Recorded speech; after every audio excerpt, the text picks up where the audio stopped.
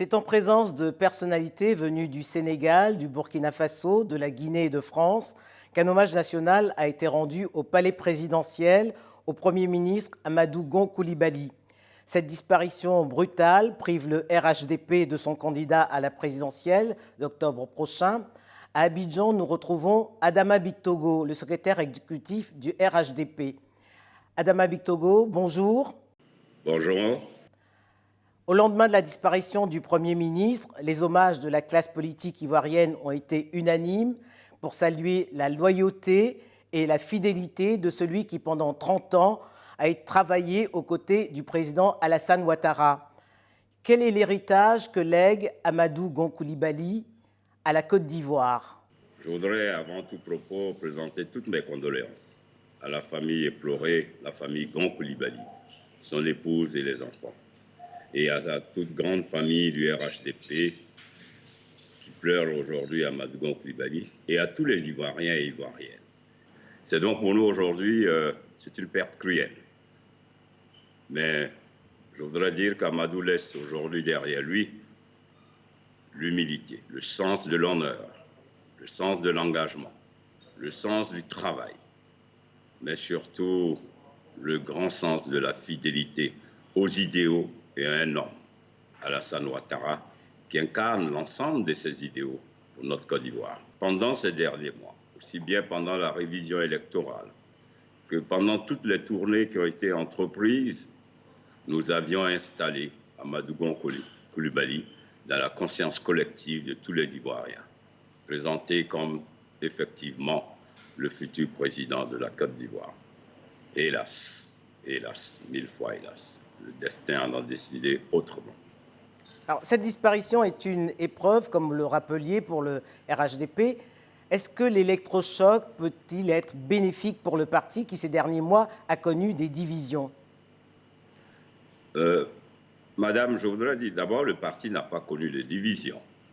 Il y a eu quelques singularités, quelques personnalités qui, à la vérité, n'influencent pas du tout le RHDP. Et je pourrais vous les citer nommément, parce que par nature, j'aime pouvoir dire les choses telles qu'elles sont. Le dernier en date qui part, le vice-président Daniel Kablan-Duncan, c'est vrai, nous avons du respect pour l'homme, pour le grand serviteur de l'État.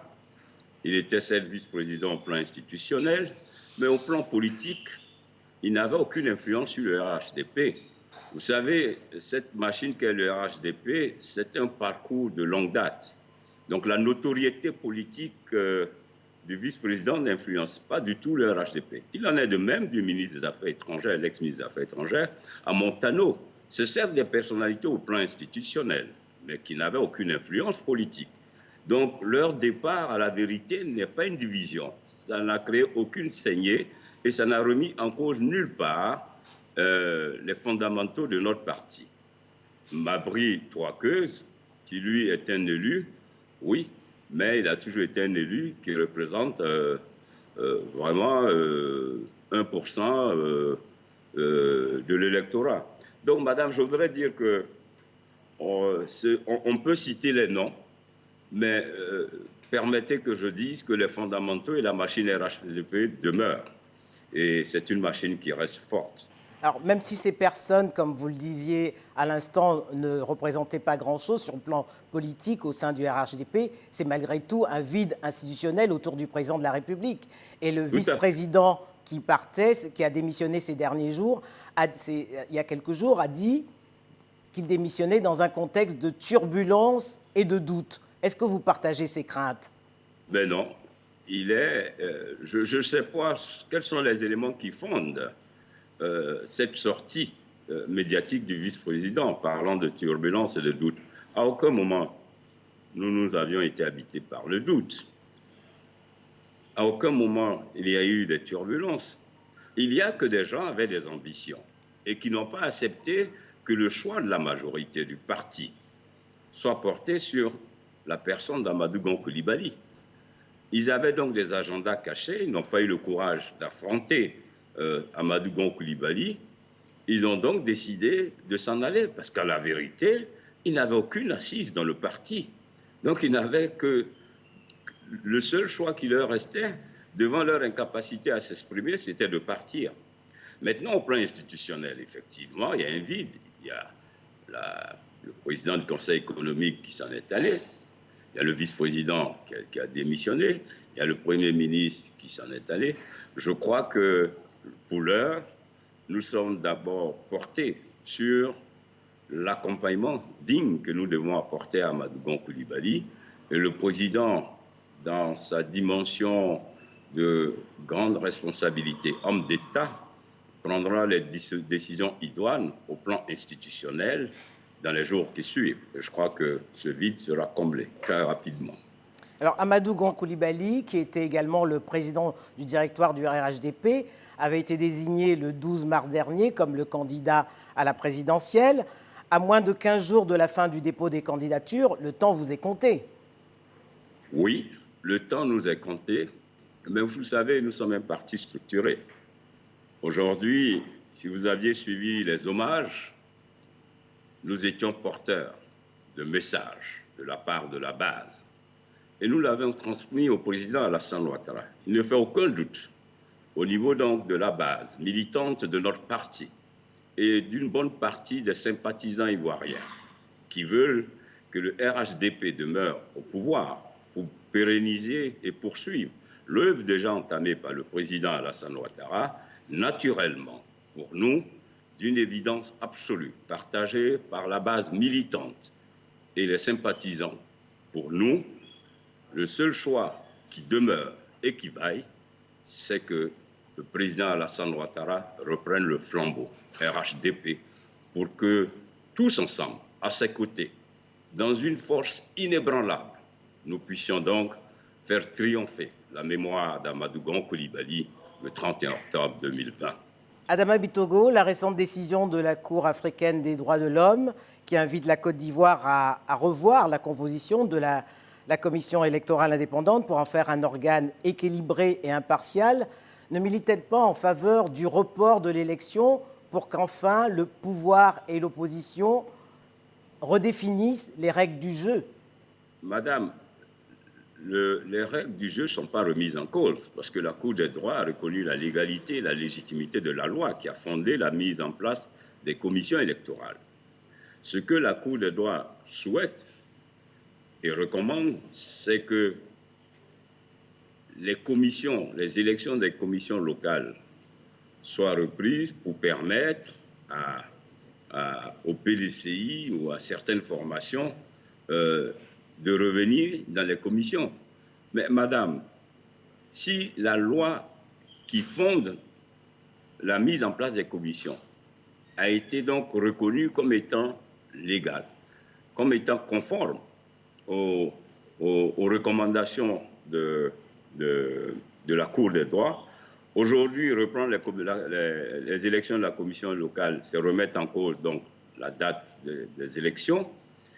Je pense que l'opposition, pendant le dialogue politique, où le Premier ministre Amadou Gon Coulibaly a permis à l'opposition de participer aux élections locales, la preuve, le président du FPI, Afin Guessan, a bien participé aux élections locales et il est présent. Il a été plus intelligent et plus politique que les autres, parce qu'aujourd'hui, vous voyez bien que le PDCI est revenu au niveau de la commission centrale. Ils sont revenus au niveau de l'Assemblée, mais nous n'allons pas non plus reprendre parce qu'à un moment donné, il y a eu quelques caprices politiques, alors qu'ils auraient pu observer un réalisme politique.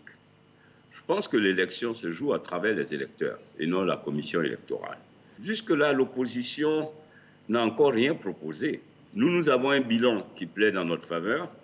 Nous avons un programme avec des perspectives 2020-2030 qui permettent à la Côte d'Ivoire de renforcer ses fondamentaux et de se projeter dans l'avenir. Pour l'heure, nous pensons que l'arrêt de la Cour des droits ne permet pas la remise en cause de la date du 31 octobre. Dernière question, Adama Bitogo. Le 13 juillet 2011, le président Alassane Ouattara a créé la commission Dialogue, Vérité et Réconciliation. 9 ans plus tard, dans les discours des hommes politiques, le mot paix n'a jamais autant été prononcé. C'est bien la preuve qu'il y a un malaise. Que faut-il faire pour rassembler tous les enfants d'Houphouët-Boigny? Que faut-il faire pour rassembler tous les Ivoiriens, même ceux qui ne sont pas ceux d'Houphouët-Boigny? Madame, vous savez, il y a la bataille des hommes politiques et il y a le peuple. Moi, je vais vous dire, en 2018, le RHDP, à mi-mandat, donc, a été aux élections locales avec des candidats RHDP, issus de sensibilité PDCI, sensibilité RDR, sensibilité de tout autre parti. Mais le peuple s'est prononcé en faveur du RHDP, à mi-mandat.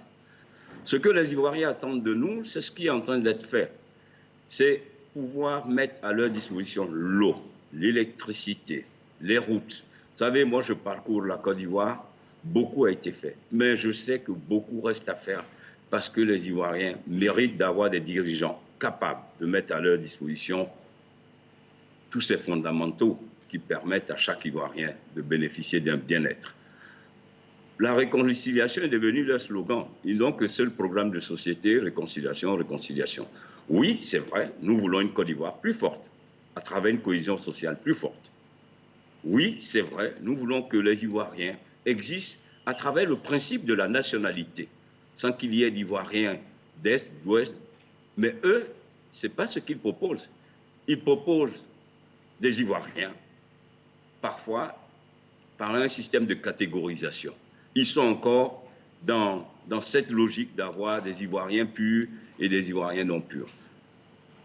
Nous ne sommes pas sur la même longueur d'onde. Nous voulons une grande Côte d'Ivoire rassemblée.